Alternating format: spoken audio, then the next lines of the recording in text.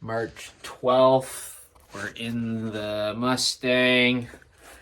Today's work, we drilled out the spot welds on the frame extender to get it off of this transmission cross mount. We're just getting that much further. I got this spot weld and that one there I just cut. Now we have to get this frame extension off of the main frame to fix that hole and just cut out all the work that was done in the 70s. They did great work, a lot of metal, and it lasted from 1978 until now. But I parked the car extremely sadly.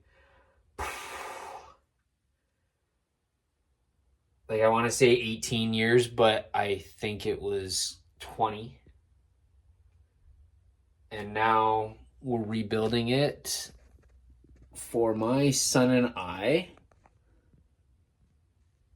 And this car was not passed on to me. My dad sold it in the 80s, and then I bought it back 2 weeks before my 20th birthday.